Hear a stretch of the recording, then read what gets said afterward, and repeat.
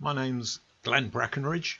I was asked to do a presentation on Alpines and Motorsport for the 2024 Sunbeam Alpine Owners Club National at Castle Donington, and it was well enough received and also recorded for the Sunbeam Alpine channel by Tim Raymond. But on viewing Tim's recording, I subsequently felt that I needed to make a couple of important corrections, as well as adding some other detail that maybe I shouldn't have left out the first time around. Re-recording an amended presentation has also allowed me to properly interleave the video clips that were just a bit difficult to see in the original video due to them being recorded from the projector screen in daylight.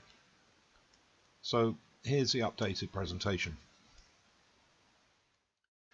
When I was asked to do the Alpines and Motorsport presentation, I wondered if I was actually the right person for the job, as I have never achieved a podium in 13 years of trying, and my audience at the National included Willie Dixon, who's a genuine ex-Le Mans 24-hour racer, and Chris Draycott, who's one of the most successful modern era Alpine racers with multiple awards and victories, and he's also a noted engine builder. But then I understood that the raison d'etre for me to present was to demonstrate to all the other ordinary Alpine owners that you can have a huge amount of fun even if you're just an ordinary Joe like me and have no special racing talent or experience, or have the funds necessary to make your car super competitive. I decided that I would talk about my competition experiences, both good and bad, and then cover the history of the original Alpine race cars, and end up with some ideas about how you can participate in motorsport with your own cars.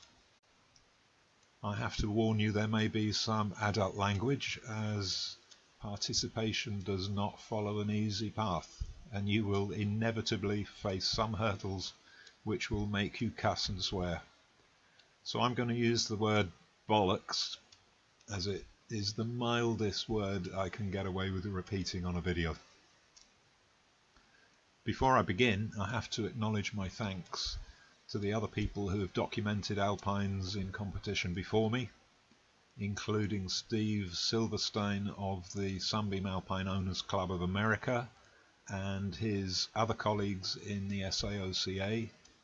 Steve has near religiously tracked down as many of the original Alpine race cars that are left in the USA as he could, and with some major successes, and he hasn't finished yet.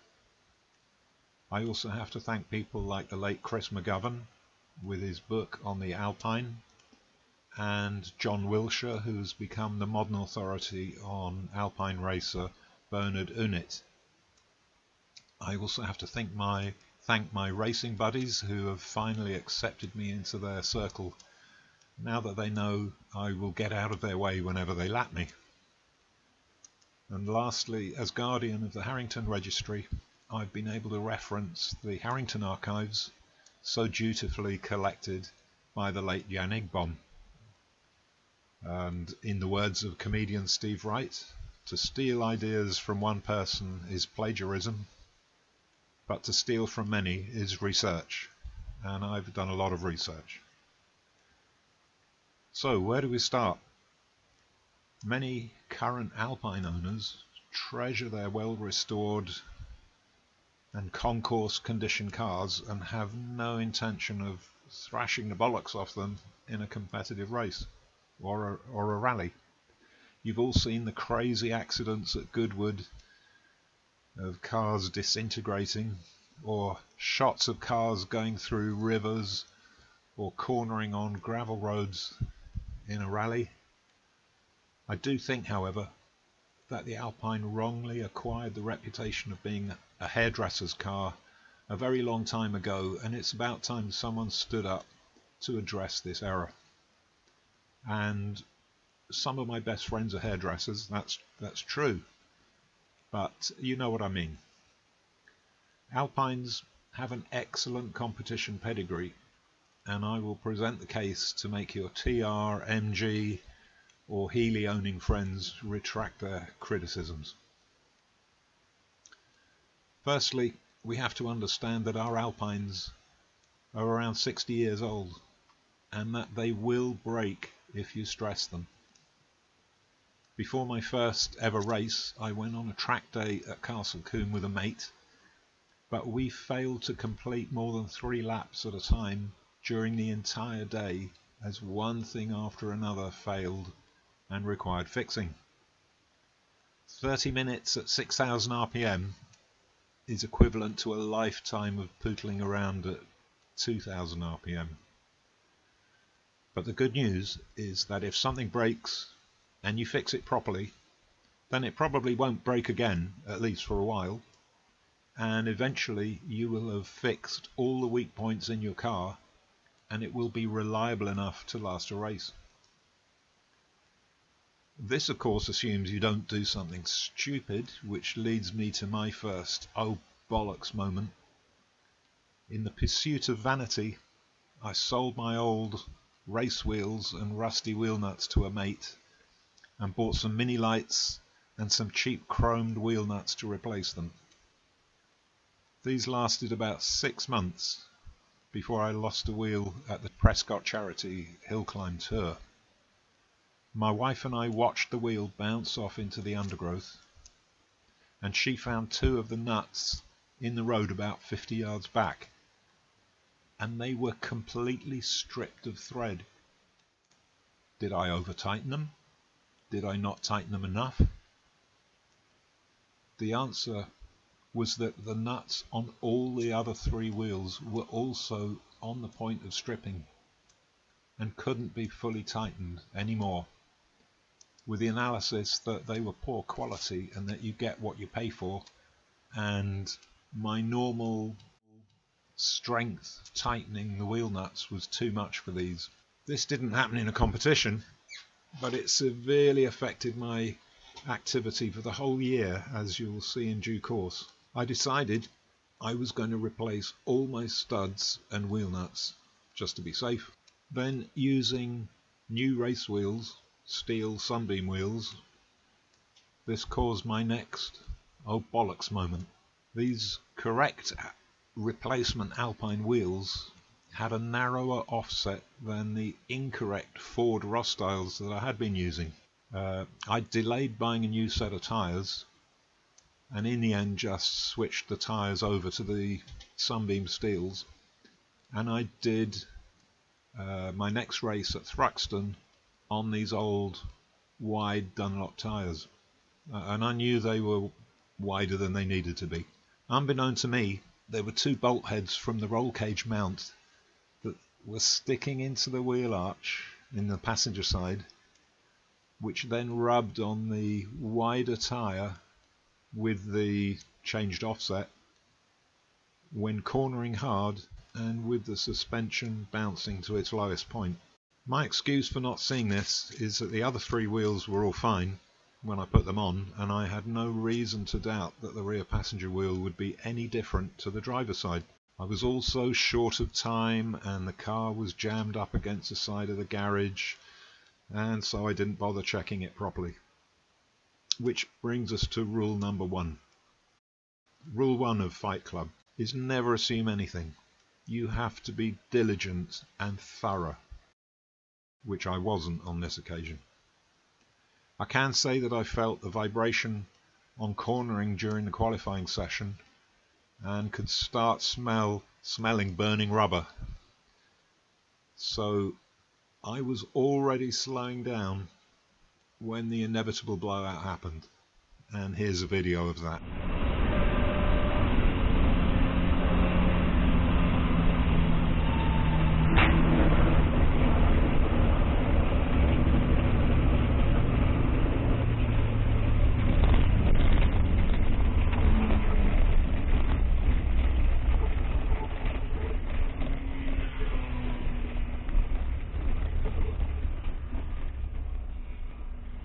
But oh bollocks moments don't just happen to me. They happen to everyone at some point. Up to 10% of cars fail to finish any historic race for some reason or another. Because remember, 6,000 RPM will find any weakness in a 60-year-old car.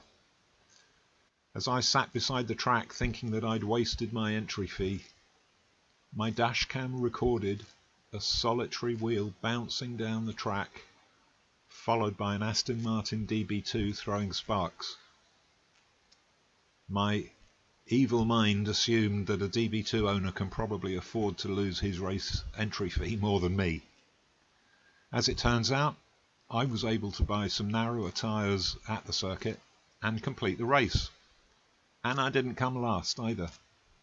Importantly, my car finished the race, and as they say, taking the checkered flag is also a reflection of your preparation and maintenance skills.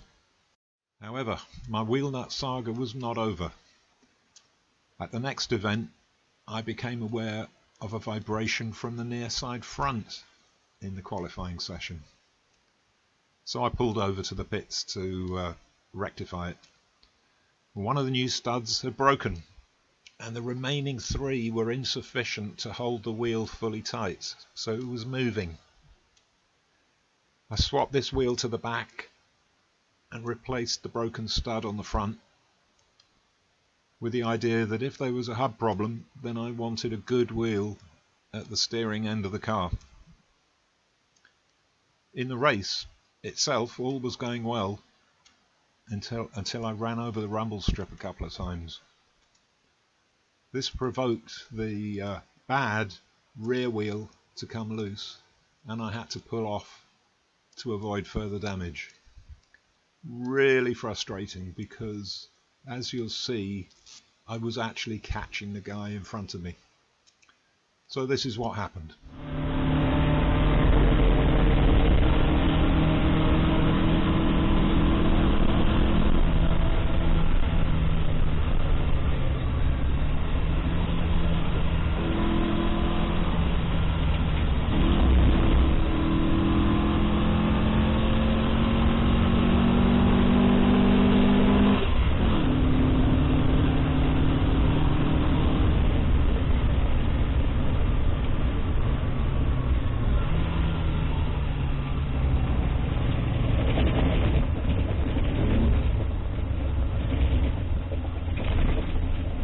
The subsequent analysis showed that I had been sold Hillman Hunter studs and wheel nuts, which have a shallower chamfer than the 1960s Alpine wheel nuts, just slightly. The Hunter nuts do not therefore sit as far into the recesses in the wheels as the original wheel nuts. This means they were only pressing the wheel against the hub, which was okay as long as there wasn't any heavy stress, but of course the race delivered enough stress to cause the wheel to start to move and work loose, especially after hitting the rumble strip. In addition, I had the horrible experience of watching my car being hoisted onto the recovery truck with a crane by the roll cage. At least that proves that the roll cage is attached securely. I had visions of the Harrington roof departing from the body. The photo shows the damage caused to the race wheel. It's not really possible to 100% forensically identify what happened, but the photo of the white wheel that I used at Thruxton with the same wheel nuts shows the point of contact from the shallower Hunter nuts. Clearly, it's not deep enough to properly locate the wheel. I then researched all my spares shelf wheel nuts and made a horrific discovery. Some nuts looked okay, but were the Swiss cheese type that failed at Prescott. Others were slightly wobbly on the studs, so they must have incorrect thread, maybe metric. Some had too shallow a chamfer, like the hunter nuts, and some looked like they were correctly chamfered, but I only had 2 of those. The fix? Well, I bought a set of new steel nuts with a pointed chamfer, as well as getting a bucket of old studs and nuts from traders and friends at the Sunbeam National. So am I scaring you? I hope not, because there's another type of bollocks that happens, and that's commonly known as the dog's bollocks. The following videos show the excitement of a start in the wet from my usual position at the back of the grid, but this is truly an excellent way to make an old man very happy, and as they say, with your clothes on. And here it seems that in the rain the faster cars were having quite a struggle to put their power down.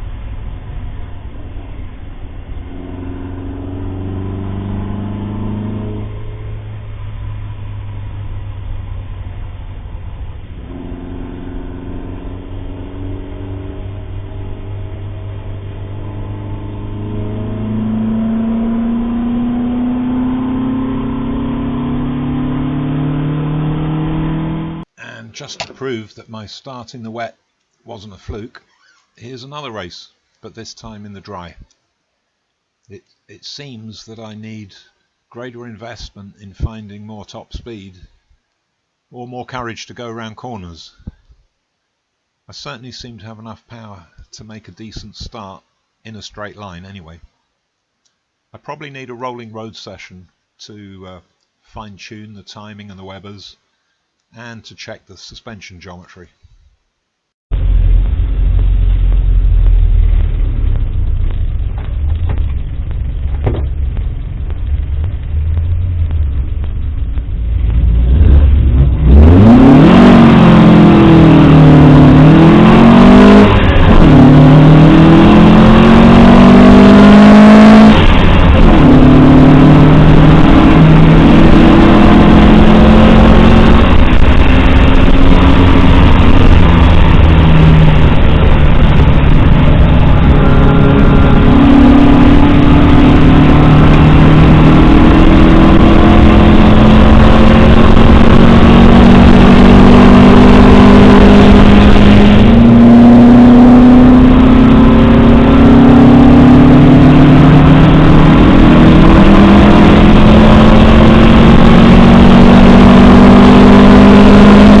So I hope you can begin to appreciate the fun and excitement available from a bit of historic racing.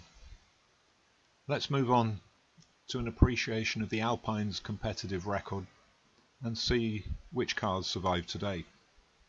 The most famous Alpine is 3000 RW, the Harrington prepared coupe which won the 1961 Le Mans 24 Hours Index of Thermal Efficiency. This prize matched the overall winner's purse and was designed to incentivize and reward the smaller French manufacturers like Panhard. How annoying it must have been for the French though, when Peter Harper and Peter Proctor brought home 3000 RW in 16th place overall and won the coveted index prize. The Roots competition team didn't know they were in with a chance of winning the prize until someone from the Aston Martin team came over and pointed it out to them about an hour before the end of the race. Anecdotally, it's said that the Aston Martins would jink in front of the little British car and give it a tow down the Mulsanne Straight, adding another 10 miles an hour. You could have bought this car in 2012 for £58,000, and it's now in the hands of a Mr. J.A. in the USA who keeps it active. Here's a photo of him at a hill climb with Steve Silverstone, and Steve is on the left in red. £58,000 is a bargain price when you think about it, with perpetual invitations into the highest levels of historic racing. Not many people know that the 1961 race was actually a greater triumph for Triumph. They won the team prize with 3 special 2-litre twin-cam engine TR4s, all finishing ahead of the Harrington, albeit in a higher class, and ex-Roots driver Raymond Baxter narrated their ensuing publicity film. Triumph were kind enough to let Sunbeam use some of their footage for their film, as the two companies were next to each other in the pits. If you watch the shots of 3000 RW carefully, you will notice that the wipers are on full blast and the crew are wearing Macintoshes. This shows how wet a race it was, and it makes the achievement of completing 261 laps something extra special.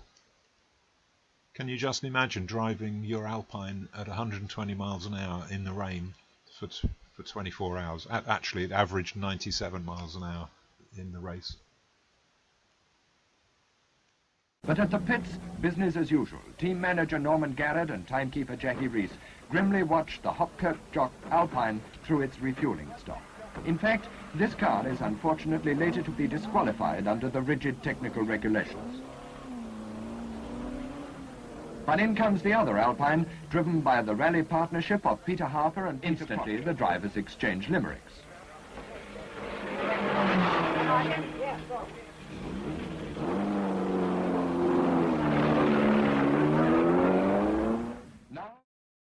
So the story also goes that the other car, 3001 RW, needed to have its oil filtered through the stockings of the wife of a crew member because adding additional oil was forbidden. This car is now in the hands of Tiger owner and racer Tristan Bradfield, who has restored this from a severely burnt wreck over the years. Peter Harper and Peter Proctor repeated their efforts in the 1962 Le Mans race, this time completing 268 laps and achieving a 15th place finish. But the regulations ensured that the index did not go to a British driver again. Also, consider that the more powerful MGB only subsequently recorded 264 laps in the dry in 1963. Unfortunately, the Le Mans story closes after 1963 as the Jack Brabham prepared Alpines all suffered engine failures and failed to finish. The impoverished Roots competition department then decided to put all their competitive eggs into the Sunbeam Tiger basket for future competitive action. Having mentioned Jack Brabham, it's worth noting that he, along with Sterling Moss, ran in Alpines in the USA at Riverside in the 6-hour endurance race in 1961, where they finished first in class and third overall. This was a mighty achievement, and Roots made full use of this in their publicity. The story goes that Sterling Moss thought the Alpine was pretty but too heavy, and he made his point by pushing his Alpine too hard and breaking the engine early on.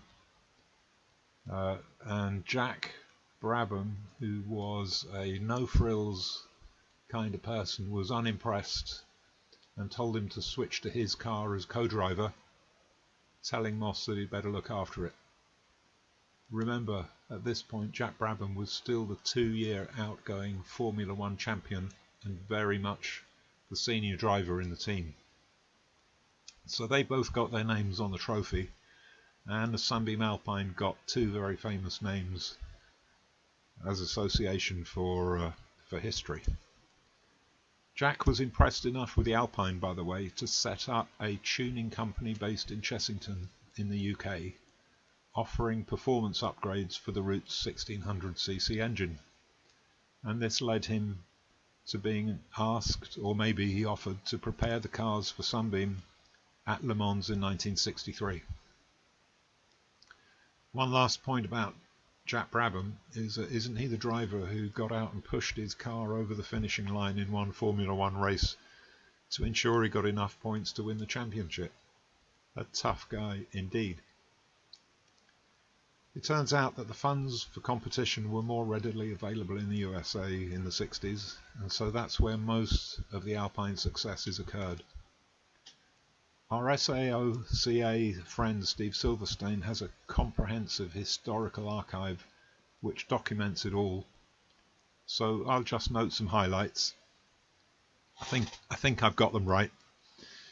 One of the archive gems is an article by driver Jerry Titus, where he describes the tuning and preparation of his, Ken Miles's and Ted Block's Alpines for the 1962 SCCA season.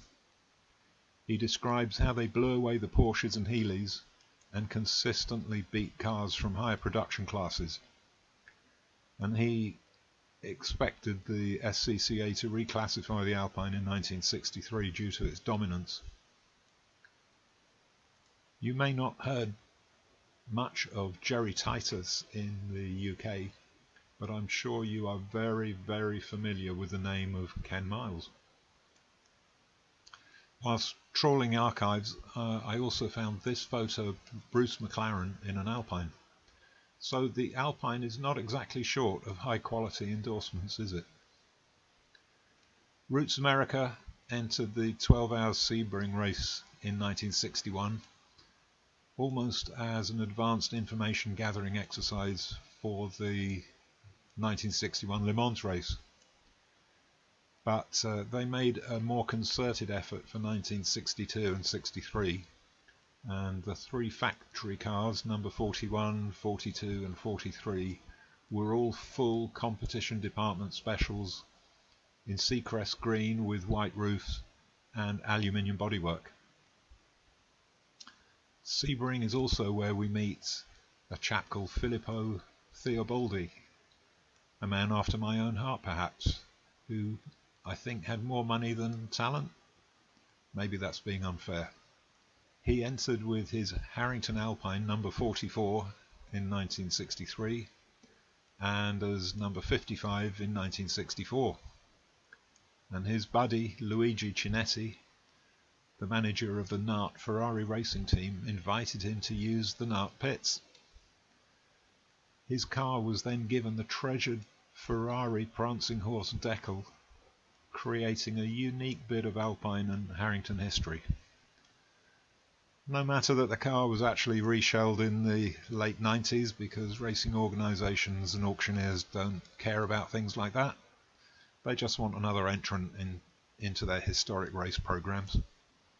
The current owner is quite happy with the history of the car because it's qualified for all the grand historic race reunions.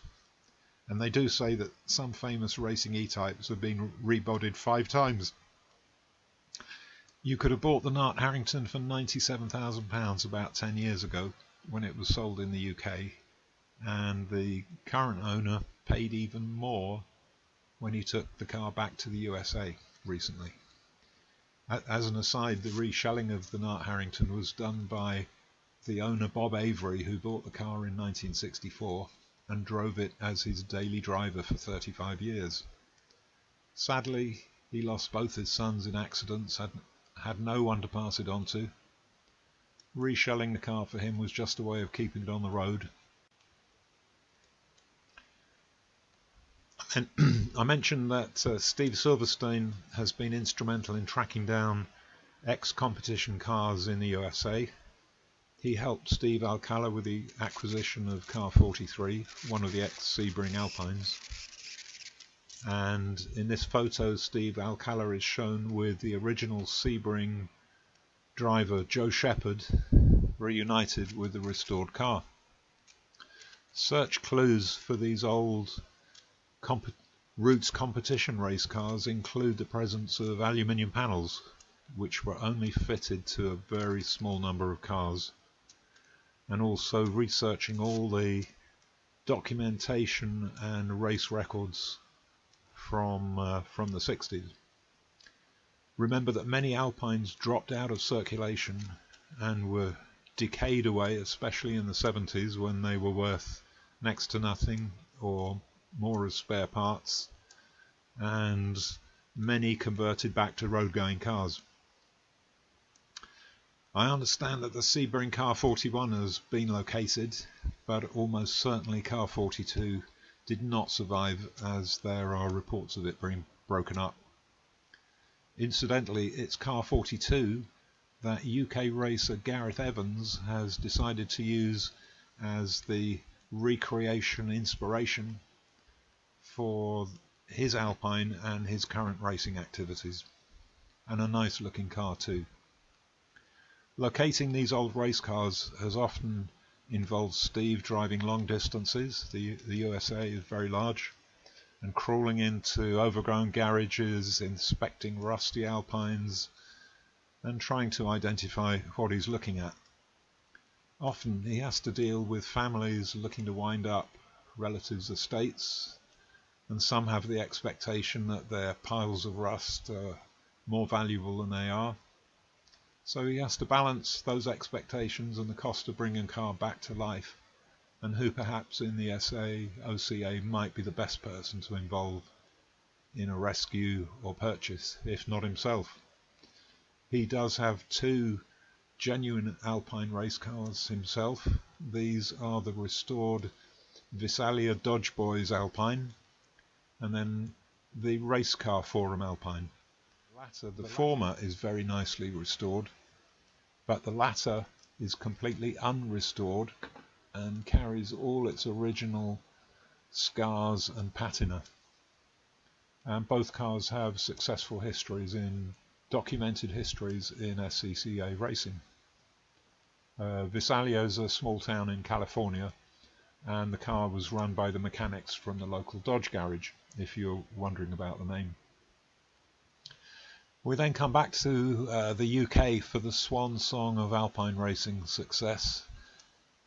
We turn to Bernard Unit, who bought the prototype Alpine XRW 302 in 1963, and he then entered the Sports Car Championship in 1964, and spurred on by early successes, he persevered and carried on for the rest of the series, and was able to win the championship in the last race, thus beating TBRs, MGBs and Morgans. In retrospect, we know now that Unit was a supremely capable race driver who was also able to use his knowledge into developing the optimum setup for a car. He was able to gain a position as Roots team driver as a result of his championship success, and he went on to repeat successes with racing and rallying, especially in the Hillman Hunter. Another interesting race car emerged recently, a Harrington Le Mans in race specification and on sale for a mere €23,000. This car was raced in the 1980s before finally reappearing in Belgium, and I have a photocopy of its specification from that era in my own car's history file. So, intriguingly, was it used as the inspiration for all the work then carried out on my car? Let's not forget rallying. The sturdy structure of the Alpine made it very suitable for rallying, and there are two surviving Harrington Le Mans from the 1962 RAC Rally. These two near identical cars showed up quite independently at the start of the rally, and so formed themselves into an informal team. Mel 63 had an accident at some point, and 2 egg split its sump, so neither car was able to finish. And the photo shows some quite severe damage to the near side front on Mel 63. 2 egg dropped out of circulation for many years, reappearing in the last 10 years from Ireland, and you could have bought this car for £26,000 the last time I looked, although it had been restored back to a standard road car and is missing some of the unique Harrington trim. Mel 63 moved into the hands of Alan Fraser Racing, and there are photos of it in the 1963 Goodwood Tourist Trophy. And again, one of the photos shows yet more severe damage to the near side front, and I suppose at that point it was decided to retire the car from service. Mel 63 reappeared in 2014 whilst undergoing restoration, and Jan Igbohm of the Harrington Registry was able to validate the car from its VIN and various race and rally peculiarities, such as where the bonnet strap holes were and so on. In the early 60s, Roots had been spending all its rallying competition funds on Sunbeam Rapiers, not without reason, and when it came to the Monte Carlo rally, it was left to privateers to enter the Alpines. 2 Swedish entrants, Niels Falk and Rune Bockund, took their Alpine, number 111, to first in class in the 1961 event. Of course, Roots happily jumped on this and included in their publicity reports. I think these guys also entered in 1960 as Car 290, but I only have one solitary undocumented photo as evidence.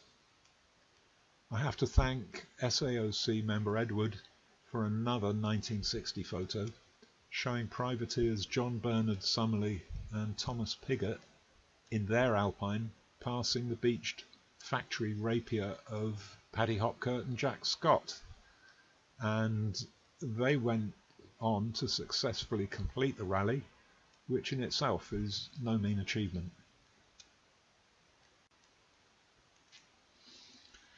The suitability of the Alpine for rallying continues to the present day, with several drivers achieving significant success in modern historic rallying.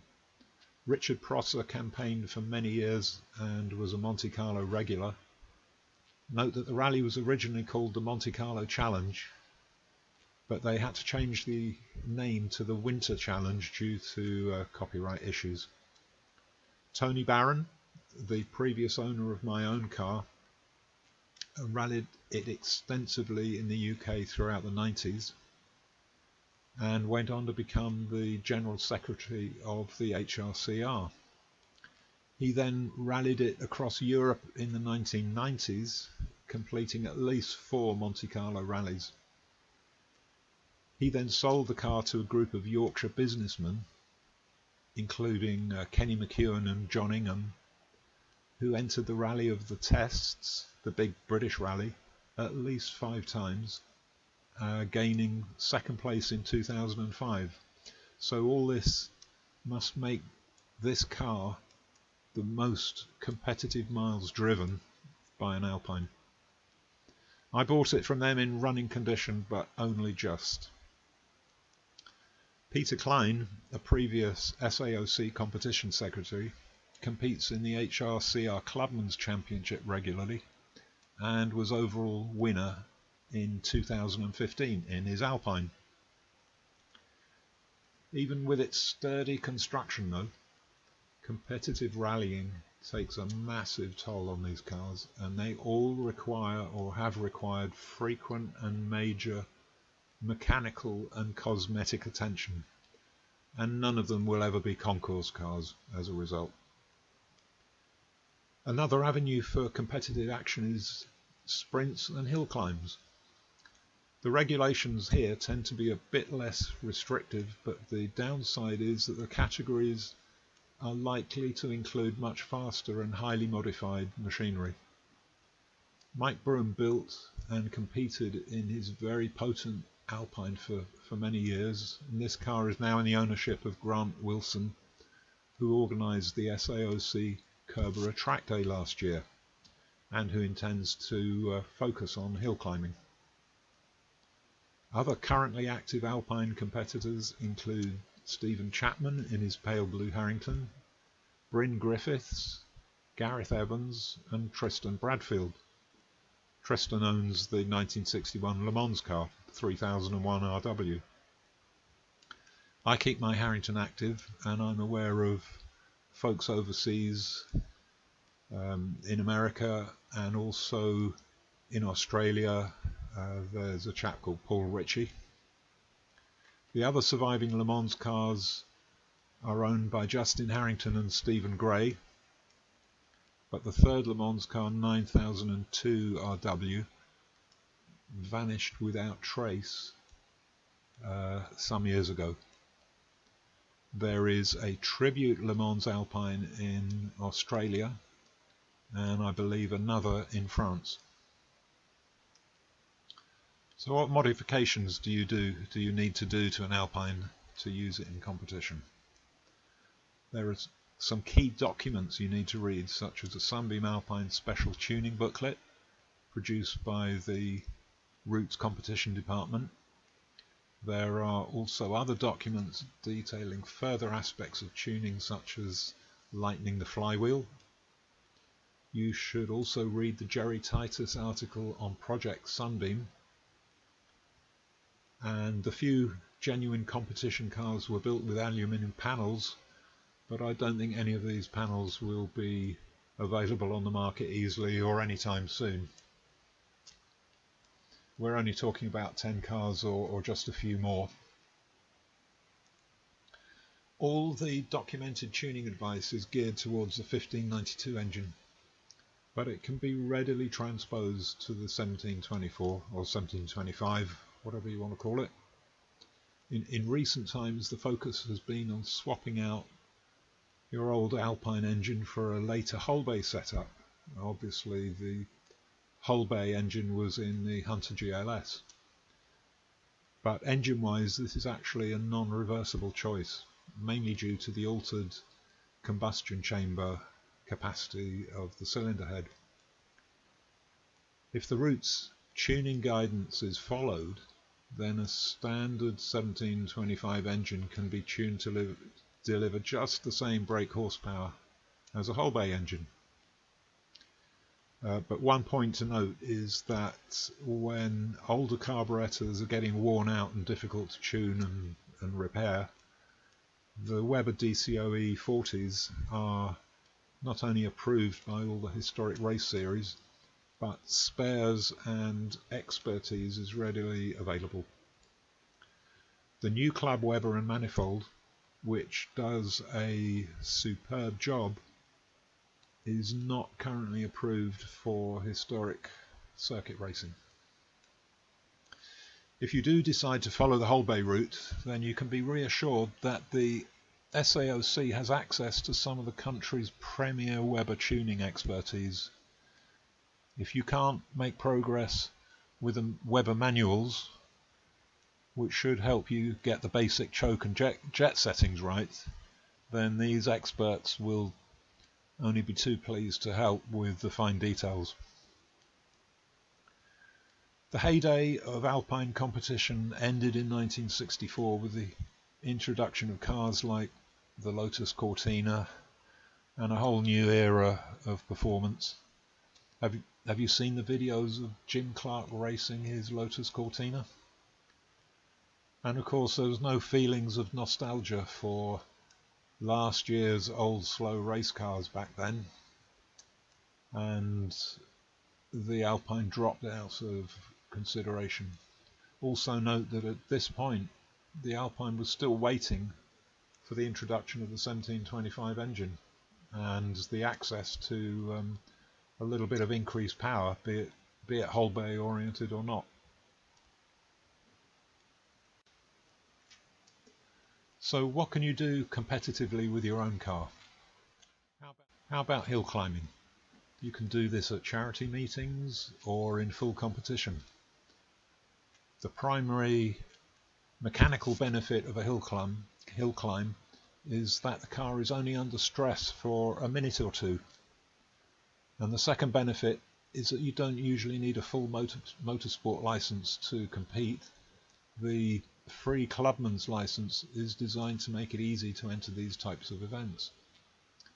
The downside, you will be in classes that allow some very competitive cars, and with less restrictive specification constraints, you shouldn't expect to get on the podium anytime soon. And this is what a hill climb looks like. This is actually a charity event.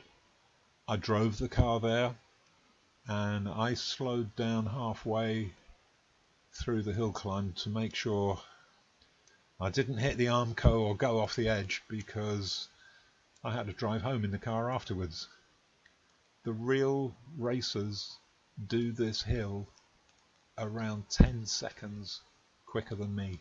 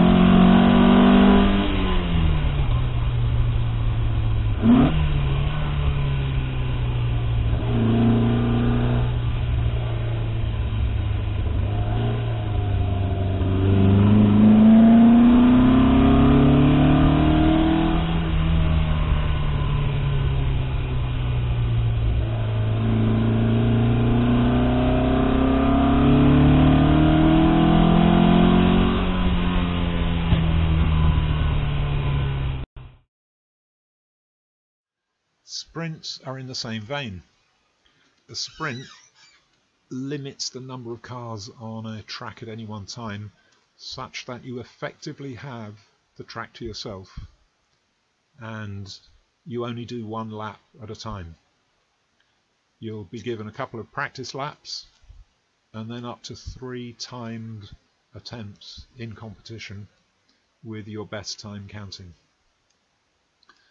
And again, the car is only under stress for a couple of minutes at a time, and so this certainly improves the probability that your car can mechanically survive a meeting. You might like to consider rallying. The HRCR support a number of local tours organised by their local HRCR groups, and you can learn about these if you join the HRCR and get their magazine, The Old Stager. These tours are technically non-competitive, which means they can take place on normal roads, but they plan the routes to avoid major roads. These tours give you the chance to learn the tulip instruction diagrams and hone your map reading skills. And I can tell you that acting as a navigator is probably more important and stressful than being the driver. So these tours offer breakfast, coffee, lunch and tea breaks and photo opportunities, and will complete within a day. If you enjoy these tours, then you can consider doing it more seriously and enter an HRCR championship. The Clubman's Championship requires an increased level of commitment and some serious car preparation. It will be under stress for prolonged periods, and you must put the effort into preparing the car mechanically. Each event will take place over a couple of days, and the navigator responsibility is a lot greater than with a casual tour. You need to ensure that your navigator has gained all the necessary experience, because navigation errors will result in penalties and loss of position. Navigation is helped by the use of some professional timing and route measurement equipment, and you can find these advertised in the back of the old Stager magazine. Next, we can look at circuit racing. This is controlled by Motorsport UK and therefore requires you to get a race license. Firstly, passing the ARDS exam involves an amount of learning, things like the meaning of the colour of the flags and what to do if you drop your helmet, for example, or damage it. And then there's a practical driving test where your braking and cornering lines will be observed and critiqued while you're driving the car at speed.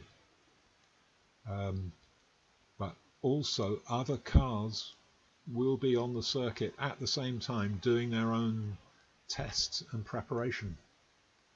So I had V8 Astons and Caterhams buzzing me during my exam. Quite off-putting. In the worst case, like me, you may take a couple of attempts to pass the exam. But the main point here is that each attempt will require paying a fee of a couple of £100 or so. So I would recommend paying for some formal tuition at a circuit like Castle Combe or Brands Hatch, so that you improve your braking points and cornering lines, and then understand exactly what it is the examiners will be looking for in the exam itself. Historic circuit racing actually takes place in several different series, and they all have different levels of commitment and therefore experience and seriousness. So I would recommend first entering a series where a novice will be welcome and where race duration is limited to no more than 30 minutes. This means you can realistically prepare and maintain the car yourself. I keep saying the stress on a 60-year-old car is massive, as I've mentioned, and even extending a race duration to 60 minutes will start taking you into territory where you will need assistance from your own mechanic. And if you go into a 3 or 6 hour endurance race, you will probably need to have a team of mechanics. You won't want to be changing wheels or brake pads, refueling or checking spark plugs in the pits in your racing overalls and helmet. It's hard enough being a driver, believe me, you have enough to do. Personally, I've limited myself to a series that avoids the most serious or ambitious drivers or the highest performance cars, and I measure my performance by monitoring my own lap times and taking pride in the preparation and the ability to get the car to the finish of a race. You can monitor your lap times via the TSL timing transponders and website, so I always look afterwards to see how I got on, whether I improved my times lap by lap or race by race. There's no place in this for being casual or hubris, being proud.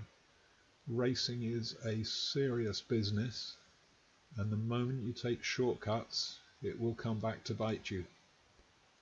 And serious fun requires serious effort. Historic circuit racing also requires additional expense such as helmet, overalls, roll cage, fire extinguishers, and so on. And then you'll also have to get racing tyres, which may be defined by the series you enter. So it means you have to allocate an appropriate budget. And then don't forget the race entry fees. This alone brings home the importance of preparing your car properly so it will actually finish. You don't want to waste your entry fee because you didn't check your wheel nuts and therefore you didn't get to enjoy a full race worth of entry fee. If you don't want the commitment of a full-out circuit racing setup, then you can also attend track days or half a day. Don't grumble at the cost of a track day. The circuit must still accommodate the costs of marshals and other safety considerations, but it is a lot cheaper than entering a race. You can choose to simply enjoy the experience of pushing your car to a reasonable level, or use it to iron out any potential problems you have with the car. A few minutes of track action will very quickly identify any problems you've got with the car. You can use a track day to buy a training session from one of the resident race tutors. Here's a clip of the SAOC track day at the Kerbera Sprint circuit, which was arranged by Grant Wilson.